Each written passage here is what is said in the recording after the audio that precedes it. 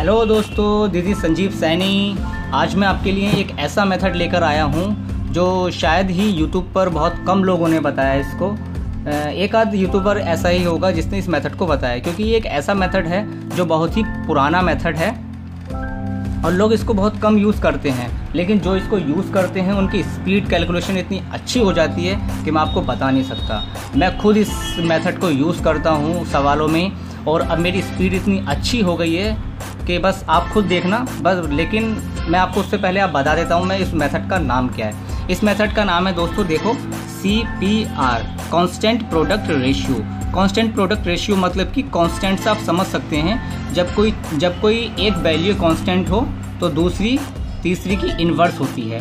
जैसे कि आपने देखा होगा कि खर्च जो होता है, खर्च बराबर होता है, जैसे कि खर्च बराबर होता है खपत इंटू मूल्य। जब हमारा खर्च कांस्टेंट होता है तो जो प्राइस का रेशियो होता है वो खपत का इन्वर्स हो जाता है। इसी प्रकार हमारा होता है जैसे कि स्पीड होती है, चाल बराबर दूरी बटे समय होता है, चाल बराबर दूरी बटे समय। जब हमारी दूरी कांस्टेंट होती है तो चाल समय की इन्वर्स हो जाती है। ये इन सवालों में लगता है, बाकी के बहुत से सवालों में लगता है। मैं एग्जाम्पल लेकर आया हूँ, देखिए मेरे पास और भी एग्जाम्पल हैं इनको करने के। ये 5-6 क्वेश्चन हैं, मैं इनको आपको कराने वाला हूँ इस मेथड को। अभी मैं आपको इसका बेसिक बताऊंगा और अगली एक वीडियो आएगी मेरी, उसके अंदर मैं उस ऐसे सवालों को आपके सामने रखूंगा जो मेंस लेवल के सवाल हैं, 17, 18, 16 में पूछे गए थे और जो 2-2, 3-3 मिनट के जो सवाल 2-2, 3-3 मिनट में आपसे होता था ना। देखना आप इस मेथड को समझने के बाद उस सवाल को 10 से 15 सेकंड में कर देंगे। देखिए आखिर CPR होता क्या है। CPR को हम कैसे लिखते हैं? देख, CPR को हम जब कोई फ्रैक्शन किसी फ्रैक्शन में वृद्धि होती है तो उसे x/y की टर्म में लिखते हैं, और जब किसी चीज़ में कमी होती है तो उसे x/x+y की टर्म में लिखते हैं। आइए एग्जाम्पल से समझते हैं। जैसे कि हमसे कहा गया कि A की आय 10% ज़्यादा है B की आय से, तो B की आय कितने प्रतिशत कम है A की आय से, है ना। हमसे इस तरह के सवाल इसमें आते हैं CPR में। तो हमने कहा 10% को इसकी फ्रैक्शन वैल्यू लिखेंगे x/y की टर्म में, जैसे कि 1/10। 10% को 1/10 लिखते हैं, 1/10 की वृद्धि हुई। और हमने कमी कितने की हुई, कमी लिखते हैं हम x/x+y की टर्म में।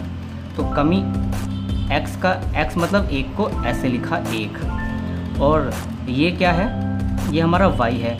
तो x मतलब कि 1 प्लस y हमारा 10, कितने की कमी हुई, 1/11 की। और 1/11 को हम लिखते क्या हैं, 1/11 को लिखते हैं 9 सही 1/11%। तो ये इसका आंसर है। तो इससे हमें ये पता चला कि जब 10% की वृद्धि हुई तो 9 सही 1/11 की कमी हुई। आइए मैं आपको दूसरे एग्जाम्पल से समझाता हूँ। जैसे कि जब किसी प्रोडक्ट में 20% की वृद्धि होती है, 20% को लिखते हैं 1/5 लिखते हैं। और तो दूसरे प्रोडक्ट में कितने प्रतिशत की कमी हो जाएगी, कितनी प्रतिशत की कमी हो जाएगी, तो हमें ऐसे लिखना है। जब 20% की फ्रैक्शन में वृद्धि हुई है और तो कमी कितनी की हो जाएगी, 1 ये x/y है तो यहाँ नीचे जुड़ जाता है ना। तो 5 और 1 6, इतने प्रतिशत की कमी। 1/6 को हम लिखते हैं 16 सही 2/3%, ये इसकी कमी हो जाएगी। ध्यान रखिएगा, इन सवालों में हमेशा जो वृद्धि होगी वो हमेशा ज़्यादा होगी और जो कमी होगी वो हमेशा कम होगी। आइए सवाल देखते हैं। इस पर सवाल किस तरह के आते हैं, देखिए। एक कर्मचारी की मजदूरी में 20% की कटौती की गई, 20% की कटौती की गई। तो हमसे क्या कहा गया, इसमें क्या हो रहा है दोस्तों, इसमें कमी हो रही है। कमी का मतलब है x/y की, कमी का मतलब होता है x/x+y की टर्म में लिखना, ठीक है। 20% की कटौती हुई मतलब कि 1/5 की कटौती हुई। तो यदि उसकी मजदूरी को पुनः पहले की मजदूरी के बराबर लाना हो तो उसमें कितनी प्रतिशत की वृद्धि करनी होगी।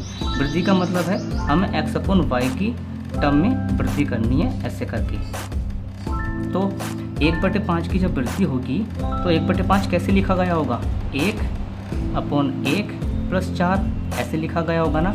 यहाँ y आएगा और यहाँ पर हम वृद्धि कर रहे हैं, वृद्धि करेंगे तो x तो ऐसे ही रहता है, वृद्धि करेंगे तो 4, नीचे y आता है और y ये है 4।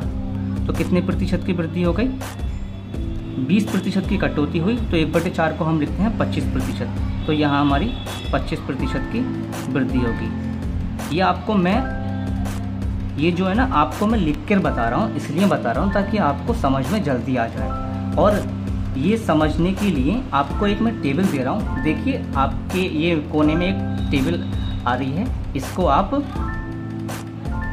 स्क्रीनशॉट लेके रख लेना तो आपको अच्छा लगेगा कि हाँ आपको ये सवाल की प्रैक्टिस करते करते ये वैल्यू भी याद हो जाएंगी। मुझे लिखना इसलिए पड़ रहा है ताकि मैं आपको समझा सकूं, वरना मैं आंसर इसका देख के ही लगा दूंगा। 20% की कमी और 25% की वृद्धि होती है, मुझे याद है। ठीक है, अब दूसरा सवाल ये है, जैसे कि एक वस्तु का दाम 10% घटाया गया, पूर्व मान में उसको पुनः लगाने के लिए नए दाम को कितने प्रतिशत बढ़ाना है। 10% घटाया गया मतलब कि 10% की कमी की गई। जब हम कमी करते हैं तो कमी की गई, अब वृद्धि करेंगे, वृद्धि कितने की हो जाएगी, वृद्धि हो जाएगी 1/10 की, क्योंकि ये x + y हम नीचे ले वो वृद्धि में जो होता है ना, वृद्धि करते हैं तो x/y की टर्म में लिखते हैं और ये x + y की टर्म में लिखा हुआ है। 1/10 की कमी की गई है तो वृद्धि कितनी की होगी, 1/9 की। और 1/9 को हम क्या लिखते हैं, 11 सही 1/9%। ये इसका आंसर हो गया। ठीक है, किसी वस्तु पर टैक्स 10% से कम कर दिया गया, 10% की कमी हुई, 10% की कमी मतलब कि 1/10 की कमी हुई तो कितने की वृद्धि हुई। यदि आय वही बनी रहती है तो इस वस्तु का उपभोग कितने प्रतिशत बढ़ा, यही पूछा है ना हमसे। ये आय हमारी कांस्टेंट है इसमें, तो उपभोग कितना बढ़ा, 10% की कमी हुई तो हमारी 1/9% की वृद्धि हो जाएगी। तो 1/9 हमारा होता है, मैंने ऊपर बताया है 11 सही 1/9%, इतने की हमारी वृद्धि हो जाएगी। दोस्तों ये था ऐसे करके। अब ये आपको सवाल जो है ना, आपकी ये वैल्यू जब याद हो जाएंगी ना तो आप क्वेश्चन को देखते ही ऐसे उड़ा दोगे कि हाँ यार ये क्वेश्चन तो बहुत ही आसान था। अब जैसे कि तीसरा सवाल ये है, एक अधिकारी के वेतन में जब 20% की वृद्धि हुई, 20% की वृद्धि हुई इसे उसके पहले के समान लाने के लिए कितने प्रतिशत कम करना पड़ेगा। पहले के समान लाने के लिए कितने प्रतिशत कम करना पड़ेगा, तो 20% की वृद्धि मतलब कि 1/5, तो कितने प्रतिशत कम करना पड़ेगा, 1/6। और 1/6 को लिखते हैं 16 सही 2/3%। कितने प्रतिशत कम करना पड़ेगा, कोई इसमें समय लगा, नहीं लगा ना। देखिए ये x/y की टर्म में है और ये x + y की टर्म में लिखा हुआ है। ठीक है, अब तीसरा सवाल देखते हैं। एक चाय के मूल्य में 20% की बढ़ोतरी हुई। देखो ये ऊपर वाले की तरह है, 20% की बढ़ोतरी हुई, 20% की वृद्धि हुई मतलब कि 1/5 की वृद्धि हुई। तो उसकी खपत में कितनी प्रतिशत की कमी की जाए ताकि चाय पर होने वाला खर्च समान रहे, मतलब कि कितनी प्रतिशत की कमी की जाए, 1/6 की कमी की जाए। और 1/6 होता क्या है हमारा, 16 सही 2/3%। आंसर हो गया। अब एक ये है, किसी वर्ग की भुजा 30% बढ़ा दी गई। अब किसी वर्ग की भुजा में 30% की वृद्धि की गई तो 30% होता क्या है हमारा, 3/10। क्षेत्रफल उतना ही रखने के लिए दूसरी भुजा कितनी घटानी होगी, देखिए x तो x ही रहता है, नीचे x + y आता है, कितनी प्रतिशत घटानी होगी, 13 × 100। तो आपको 1/13 की यदि वैल्यू पता है तो आप आराम से करेंगे। ठीक है, इसका आंसर यही हो गया। देखिए अगर मैं आपको इसको बताऊं, 1/13 की वैल्यू होती है हमारी 7/9/13, 1/13 की वैल्यू और × 3, तो ये हो जाता है हमारा 23 सही 1/13%। इसका आंसर हो गया। ठीक है, अब जैसे कि हमारी ये है, चीनी के मूल्य में 20% की वृद्धि होती है। 20% की वृद्धि मतलब कि 1/5 की वृद्धि। चीनी की खपत कितनी प्रतिशत कम की जाए कि खर्च समान रहे। इसमें अब ये तो वृद्धि है हमारी, तो कमी कितने की करनी पड़ेगी हमारी, 20% का आपको ऊपर बताया था, कमी हमें 1/6 की करनी पड़ेगी, और 1/6 होता क्या है हमारा 16 सही 2/3%, ये होता है। तो ये कुछ ऐसे सवाल थे। देखो एक सवाल ये है, वैसे तो ये CPR मेथड से भी हो जाएगा, लेकिन CPR से अच्छा मैं इसको आपको दूसरे मेथड से बताता हूँ, वो उससे भी आसान है। चीनी की कीमत 20% की, देखिए दूसरे पेज पर बताता हूँ।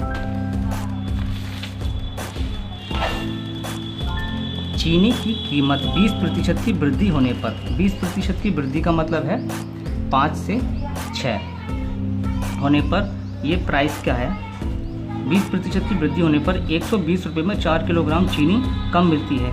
चीनी का प्रति किलोग्राम प्रारंभिक मूल्य ज्ञात करना है। देखिए अब एक सूत्र होता है, आपको शायद मैंने उधर बताया था कि जो खर्च होता है ना, खर्च जो हमारा खर्च होता है, देखिए जो हमारा खर्च होता है ना वो होता है हमारा मूल्य इंटू खपत, मूल्य इंटू खपत होता है। तो ये उसी में लगाया गया है, हमारा खर्च इसमें कांस्टेंट है, खर्च कांस्टेंट है, ये जो है 120 हमारा खर्च इसमें कांस्टेंट है, ठीक है। तो प्राइस का जो रेशियो हो जाएगा वो खपत का इन्वर्स हो जाएगा। अब हमें प्राइस कितना दिया है, हमें दिया चीनी की कीमत में 20% की वृद्धि हुई है 5 से 6, तो उसकी खपत में कितनी कमी होगी 6 से 5, लेकिन इसमें दिया है 6 से 5 तो कितनी कमी हुई 1, लेकिन इसके अंदर दी है खपत 4 किलोग्राम कम मिलती है, 1 बराबर 4 के है। तो पहले जो हमें मिल रही थी वो हमें कितनी मिल रही थी 24, और अब कितनी मिल रही है 520। अब हमें इतनी चीनी मिल रही है और पहले हमें 24 किलो मिल रही थी। इसमें हमसे यही पूछा गया है, तो 120 रुपये में चीनी का प्रारंभिक मूल्य कितना होगा। जब 24 किलो के हिसाब से 120 रुपये में मिल रही है तो 1 किलो चीनी का जो मूल्य हो जाएगा हमारा 5 रुपये हो जाएगा, 24 पंजे 120। ठीक है दोस्तों, आई होप आपको ये समझ में आया होगा।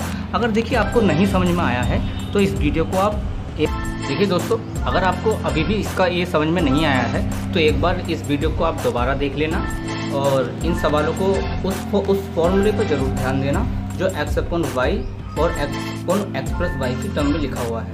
बस थोड़ा थोड़ा हल्के प्रैक्टिस कर लीजिए इसकी, और फिर बाद में जब आपकी स्पीड बनेगी ना इन सवालों के ऊपर, आप भी तंग रह जाओगे कि कैसे इतनी स्पीड बन गई है।